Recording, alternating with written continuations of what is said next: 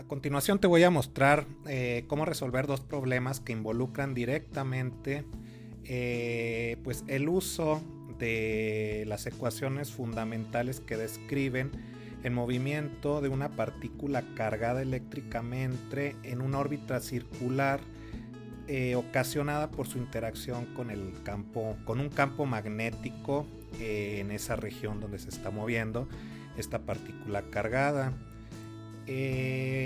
Bueno, hablé de ecuaciones fundamentales y este es el modelo analítico de las variables que describen este movimiento circular, considerando que el campo magnético está interactuando con una partícula cargada eléctricamente.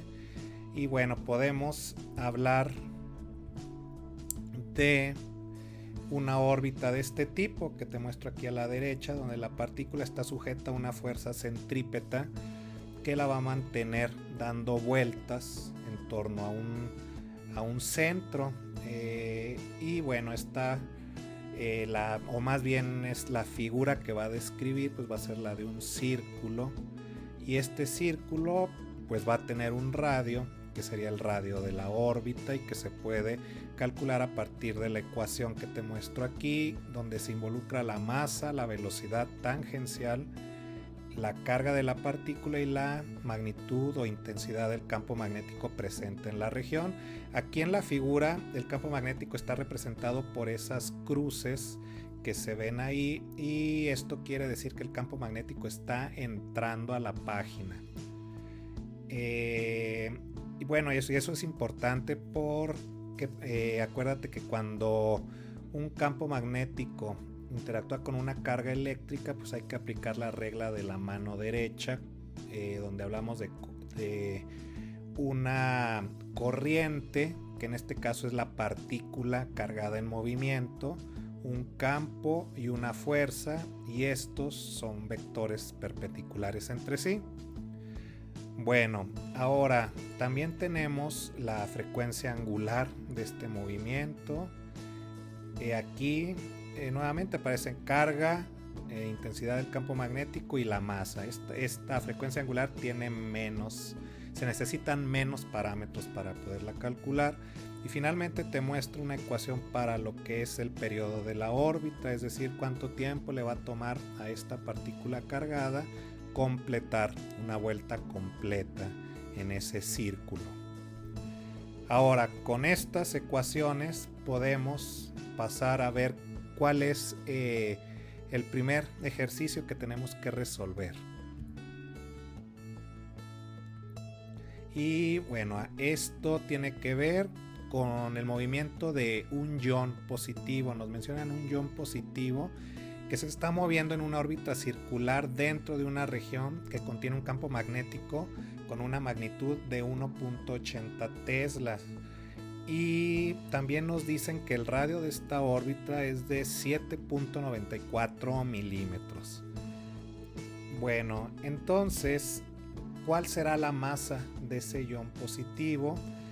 Y bueno, la velocidad tangencial también la conocemos y es de 4.60 por 10 a la 5 metros sobre segundo.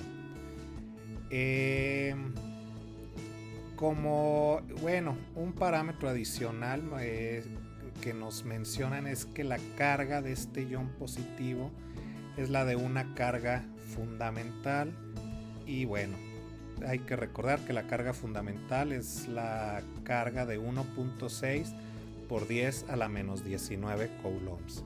Entonces, con toda esta información que tenemos, podemos considerar nuestra ecuación para el radio de una órbita circular, y se ve que de manera sencilla podemos despejar la masa de este ion para poder hacer el cálculo, considerando que conocemos todo lo demás. Y bueno, aquí te muestro cómo se calcula la masa. Nada más sustituyo los parámetros que te acabo de mencionar, asegurándome que todo está en sistema MKS. Y pues tenemos una masa de 4.97 por 10 a la menos 27 kilogramos. Ahora, esto pues nos da nada más una información parcial, sabemos una masa en kilogramos, pero nos gustaría saber de qué tipo de partícula se trata este ion, a ver si podemos averiguar cuáles son sus características, es decir, puede ser un núcleo de helio, un núcleo de litio, o qué tipo de partícula es, y suele ser posible hacer averiguar más bien las características de estas partículas cargadas que se mueven en este tipo de órbitas. Por ejemplo, con esta masa, lo que podemos hacer ahora es convertirlas a unidades de masa atómica, que es como vienen clasificados los elementos en la tabla periódica. Y entonces va a ser más fácil identificar qué tipo de partícula es. Bueno, una unidad de masa atómica es igual a 1.66 por 10 a la menos 27 kilogramos. Con este factor de conversión podemos entonces decir que la masa de ese ion que se mueve en la órbita circular es de prácticamente 3 sumas, ¿sí? Son 3 unidades de masa atómica. ¿Esto a qué tipo de partícula corresponde? Para poder contestar la pregunta, vamos a ver la siguiente tabla. Fíjate que, bueno, en esta tabla están ahí los primeros elementos de la tabla periódica y sus masas. Estas masas están en unidades de masa atómica. El hidrógeno, su masa es de 1. Después sigue el helio con una masa de 4, después el litio de una masa casi de 7, después el berilio con 9. Nosotros tenemos una partícula de casi 3 unidades de masa atómica moviéndose en una órbita circular. Quiere decir que no es helio, pero tampoco es hidrógeno. Sin embargo, sí podemos hablar de un tipo de hidrógeno porque existen lo que se llama isótopos de los elementos que existen en la naturaleza. Estos isótopos son el mismo elemento, es decir, tenemos el mismo número de protones, sin embargo tenemos una variación en el número de neutrones que contiene el núcleo. Esto entonces nos permite tener podríamos hablar de distintos tipos de hidrógeno, es decir, el hidrógeno con un solo protón, o podría haber un hidrógeno con un protón y un neutrón, o un hidrógeno con un protón y 2 neutrones. Siguen siendo hidrógeno, pero van siendo hidrógenos más pesados. Así que en este caso no puede ser helio, porque para tener helio necesitaríamos 2 protones. Sin embargo, fíjense que el tritio tiene una masa de 3, que es prácticamente lo que tenemos en nuestro cálculo. Y el tritio es un tipo de hidrógeno donde tenemos un protón, es decir, una carga fundamental, que es parte de los parámetros que hemos estado manejando, y 2 neutrones. Esto lo hacen un hidrógeno pesado, y entonces pues es el tipo de partícula o el tipo de ion que tenemos dando vuelta en la órbita circular, con la que hemos hecho el cálculo de las 3 sumas que muestro aquí en la figura.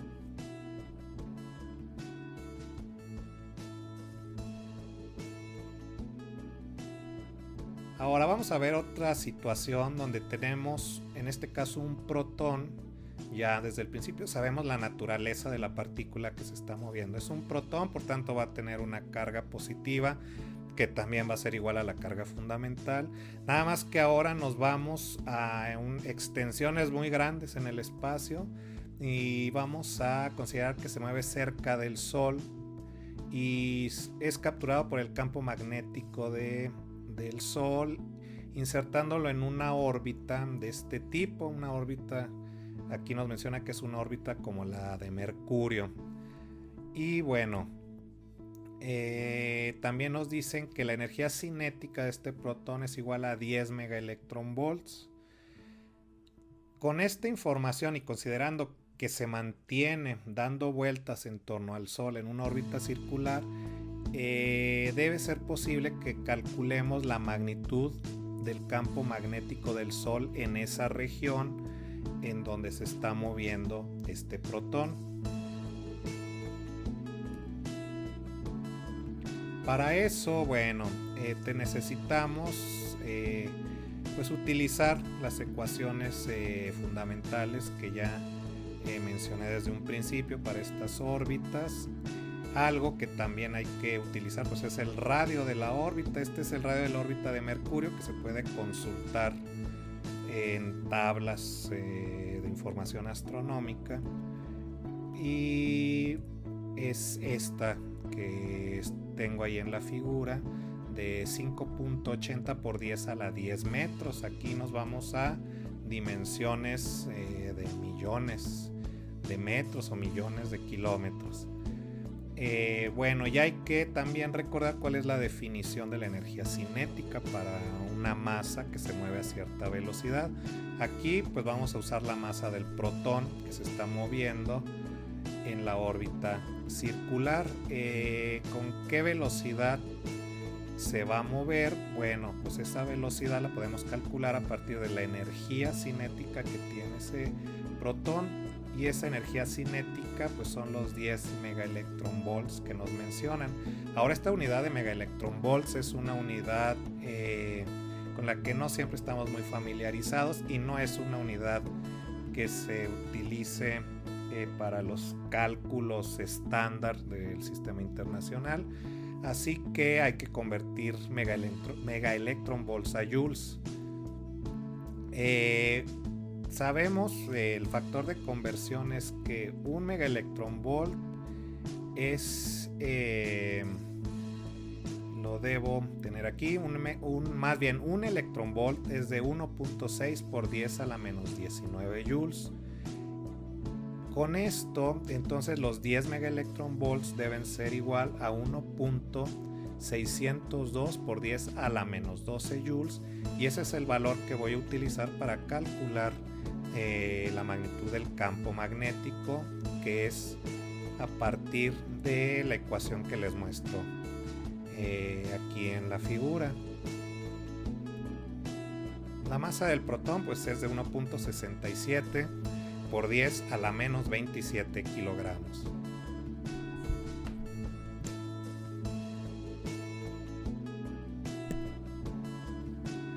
Sustituyendo los valores que tenemos, pues llegamos a una magnitud de 7.88 por 10 a la menos 12 teslas. Esa es la magnitud que estamos buscando en esa región donde se mueve el protón alrededor del Sol.